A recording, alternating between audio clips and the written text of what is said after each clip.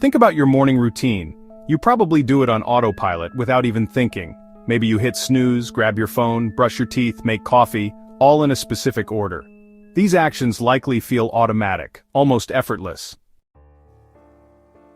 But what if those seemingly small, unconscious routines are actually the hidden architecture of your entire life? What if they dictate not just your mornings, but also your health, your relationships, your career, and even the success of entire organizations and social movements? This is the profound and often surprising insight at the heart of Charles Duhigg's best-selling book, The Power of Habit. This isn't just a book about breaking bad habits, it's a deep dive into the science of how habits work, how they shape us, and how we can harness their incredible power to transform our lives. Today on Geeky Philosopher, we are going to unlock the secret code of habits. We'll explore the neurological loops that drive our behavior and learn how, with awareness and intention, we can rewrite those codes for a better future. The habit loop is, well, kind of like your brain's autopilot.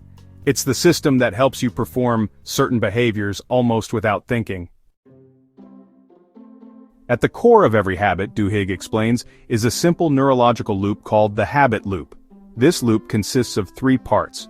First, there's the cue, a trigger that tells your brain to go into automatic mode and which habit to use. It can be a time, a location, a preceding event, a certain emotional state, or even another person. Second, there's the routine. This is the behavior itself. It can be physical, mental, or emotional. It's the action you take when the cue appears. Third, there's the reward. This is what your brain gets at the end of the routine. It's the feeling of pleasure, satisfaction, or relief that reinforces the habit loop and makes your brain want to repeat the routine the next time the cue appears. This three-part loop is the brain's way of saving energy. Once a behavior becomes a habit, your brain doesn't have to actively think about it anymore. It goes on to autopilot, freeing up mental resources for other tasks. This is incredibly efficient, but it also means that our habits, both good and bad, can run our lives without our conscious awareness. Segment 2, the craving brain, the engine of habit. While the cue and reward are important, Duhigg argues that the true engine driving the habit loop is craving. Your brain anticipates the reward. The cue triggers not just the routine but also a craving for the pleasure or satisfaction that the routine provides. This craving is what powers the loop. Alright, so let's think about a smoker for a moment. You know, the cue in this scenario might be something as simple as finishing a meal. Then the routine kicks in, which is lighting up a cigarette and taking that first inhale. And the reward? Well, that's the nicotine hit. But, you see, what's really driving this loop is not just the nicotine itself, it's the craving for that feeling of relief and satisfaction that the nicotine provides. It's that deeper need that keeps the cycle going. So, understanding the craving is, well, absolutely crucial for changing habits. You can't simply eliminate a bad habit. Your brain will still crave the reward no matter how hard you try. The key is to identify the craving that the bad habit is satisfying, and then, find a new, healthier routine that delivers a similar reward. Segment 3, the golden rule of habit change. This leads us to Duhigg's golden rule of habit change. You can't extinguish a bad habit, you can only replace it. The cue and the reward are, honestly, deeply ingrained in your neurological pathways. Trying to simply suppress a bad habit often leads to failure because the craving will eventually overpower your willpower. The secret is to identify the cue and the reward of your bad habit and then, consciously insert a new routine in between. For example, if you have a habit of grabbing a donut every afternoon, let's say when that 3 p.m. slump hits, your routine is to go to the break room and get a donut, and your reward is a sugar rush and a brief distraction, you can actually try replacing the routine. So, when the 3 p.m. slump hits, you could go for a walk and chat with a colleague instead.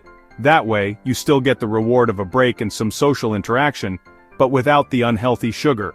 This, of course, requires conscious awareness of your habits and a deliberate effort to experiment with new routines until you find one that really satisfies the craving. Duhigg also introduces the concept of Keystone Habits. These are habits that, when changed, trigger a cascade of other positive changes in your life. They act kind of like the first domino in a series.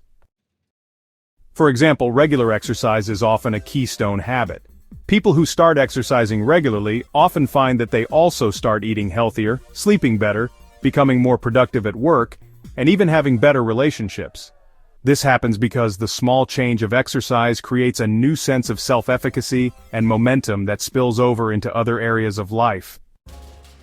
Identifying and focusing on keystone habits can be a powerful strategy for broad personal transformation. Instead of trying to change everything at once, you focus on one or two keystone habits that have a disproportionately large impact.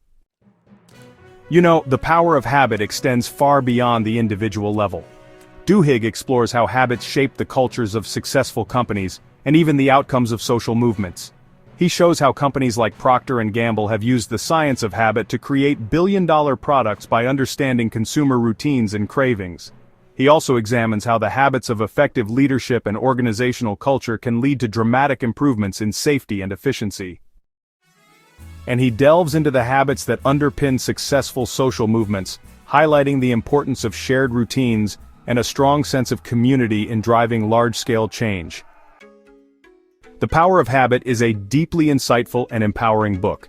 It demystifies the seemingly automatic behaviors that govern so much of our lives and reveals the hidden mechanisms at play. It teaches us that while our brains are wired for habit, we are not slaves to them.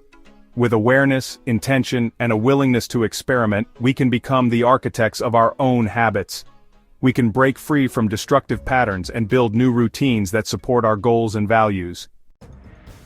The journey begins with understanding the habit loop, the cue, the routine, and the reward, and most importantly, the craving that fuels it all. By identifying these components in our own lives, we gain the power to make conscious choices about the habits we want to cultivate and the habits we want to change. This book is a powerful tool for anyone who wants to take more control over their lives and build a better future. It's a reminder that even small changes in our daily routines can have a profound and lasting impact. If you are someone who believes in the power of self-awareness and intentional action to create meaningful change, then you are a student of this work. Consider subscribing to Geeky Philosopher, where we are dedicated to exploring the science and philosophy of personal growth. Thank you for being here today.